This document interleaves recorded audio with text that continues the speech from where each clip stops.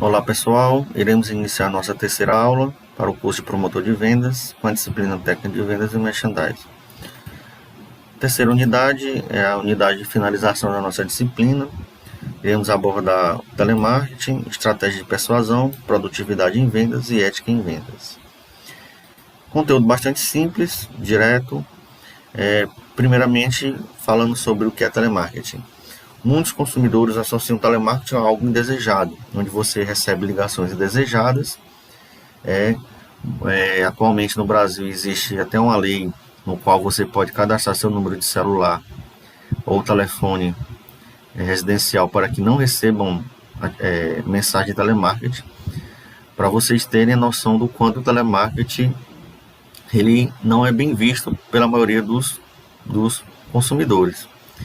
Porém, o telemarketing é uma ferramenta de venda e relacionamento, mas com o passar do tempo as empresas não souberam utilizar muito bem essa ferramenta. E hoje a impressão que muitos consumidores têm é que o telemarketing é um incômodo, na verdade. Porém, o telemarketing ele não é somente feito para promover vendas ou serviços por meio do telefone. O telemarketing também ele inclui atendimento ao cliente, né? Muitas vezes você vai adquirir um produto e não tem como e precisa resolver algum problema associado a algum defeito, você liga para o atendimento ao cliente ou pelo SAC, né? Que é o Serviço de Atendimento ao Consumidor. Esses canais de atendimento ao cliente, SAC, suporte ao cliente também são serviços de telemarketing que dão suporte, né, a produtos ou serviços. Muitas empresas de comércio eletrônico possuem canal de televendas porque muita gente ainda não se sente segura comprando pela internet e se sentem mais seguras falando diretamente com outra pessoa. O importante do telemarketing é que ele pode ser uma ferramenta aliada à estratégia de vendas e que pode trazer ferramentas e que pode trazer resultados no processo de vendas. Quando você utiliza o telemarketing de maneira realmente só para incomodar o cliente, porque muitas empresas direcionam o telemarketing a clientes que não fazem nem parte daquela prospecção da empresa, ou seja, são clientes aleatórios, e aí você acaba sendo abordado por uma coisa que você não estava esperando e também não é a sua necessidade. Então, o telemarketing, para ele ser utilizado de maneira mais efetiva, ele precisa ser melhor planejado. Um melhor planejamento de quem você vai direcionar uma ação de telemarketing faz com que o telemarketing seja um processo aliado às vendas. Então, o telemarketing tem que ser usado para qualificar leads, ou seja, qualificar leads quer dizer que o telemarketing tem que ser usado para saber quais as necessidades dos seus potenciais clientes e não simplesmente de maneira aleatória. O telemarketing tem que ser utilizado como uma ferramenta de promoção dentro desses leads qualificados, ou seja, dentro daquele público que realmente foi identificado como interessado no seu produto. E o telemarketing ele tem que se apresentar como um canal de comunicação com o mercado e não simplesmente como um meio de somente apresentar produtos ao cliente, por exemplo. Isso é muito limitante. Então, o telemarketing como um processo de comunicação é algo bem mais abrangente e mais efetivo. E o telemarketing serve também de apoio à área de vendas. O telemarketing é uma ferramenta, ela pode ser otimizada para impulsionar as vendas. Então, isso é o que nós temos para falar sobre telemarketing. Creio que todos conheçam ou já foram abordados por uma ação de telemarketing. E você sabendo que o telemarketing bem planejado e bem direcionado, ele pode impulsionar as vendas da empresa. E estratégia de persuasão de vendas?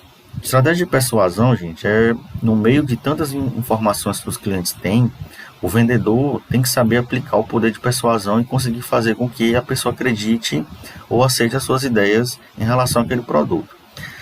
Na área comercial, a persuasão é uma estratégia de marketing e é crucial para o sucesso das vendas, mas não confundam estratégia e enganação. Não estamos falando aqui em enganar o cliente, muito menos de fazer com que ele compre algo que não seja da sua vontade. A persuasão ela deve ser de maneira responsável, de maneira consultiva, onde o vendedor auxilia o cliente a tomar a melhor decisão, gerando credibilidade e confiança.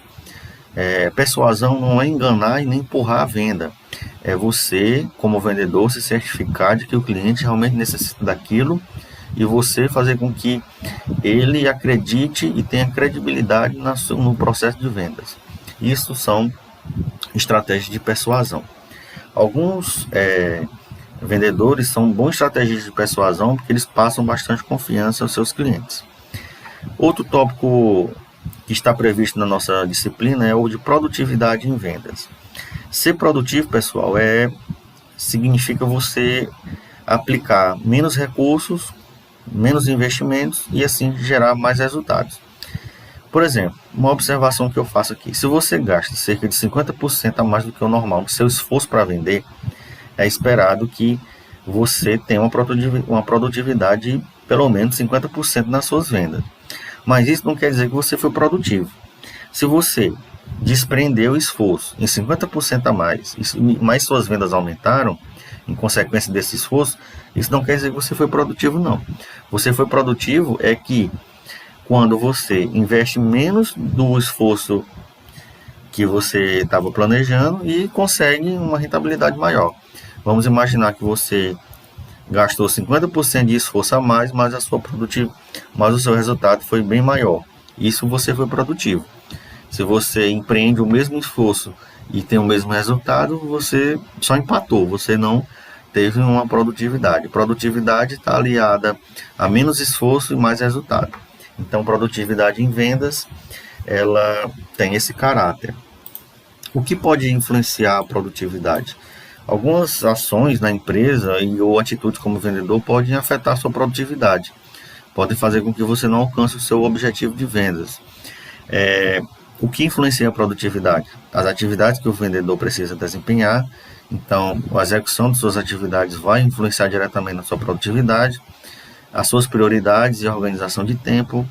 A falta de visão e também sobre mecanismos de resultados, de como você vai medir os resultados que você alcançou. Uma gestão ineficiente também da empresa e da equipe de vendas fazem com que a sua produtividade caia e influencia a produtividade.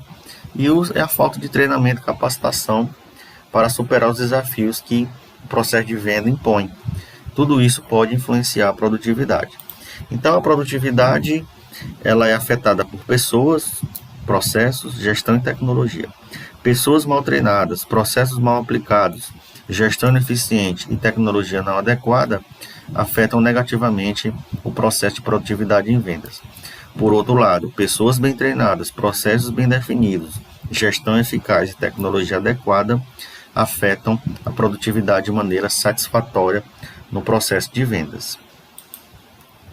Então, algumas dicas simples para se melhorar a produtividade em vendas: organizar as tarefas, organizar o processo, controlar informações, ter um bom relacionamento com clientes e metas aplicáveis e desafiadoras fazem com que os vendedores tenham maior produtividade. O processo de venda, gente, é um processo estratégico. Então, a estratégia para se ter um resultado eficaz em relação às vendas, por exemplo, eles precisam ter produtividade. E a produtividade tem esses aspectos de como o vendedor, para ele ser mais produtivo, ele deve organizar suas tarefas, controlar as informações em relação ao cliente, ao produto, estabelecer prioridades do que ele vai falar e persuadir o cliente no momento da compra. As metas elas têm que ser aplicáveis, não adianta você colocar uma meta que você não sabe que não vai atingir ou não tem estrutura para atingir.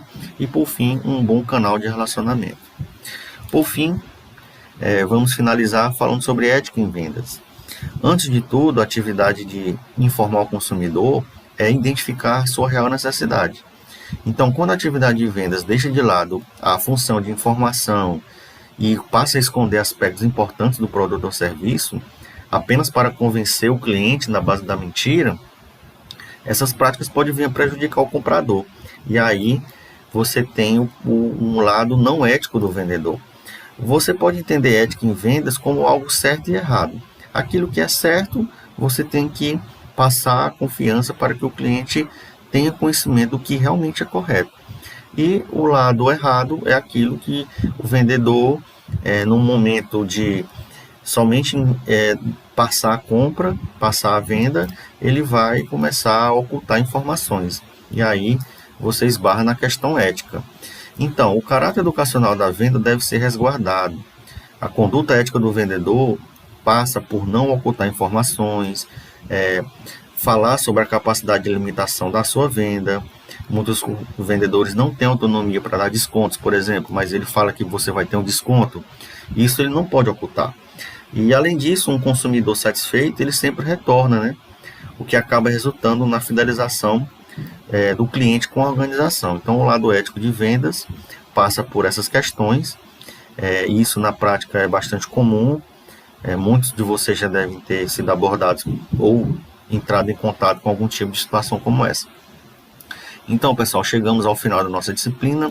Espero que tenham adquirido os conhecimentos aqui expostos. Desejo a vocês bastante sucesso e bons estudos. Obrigado.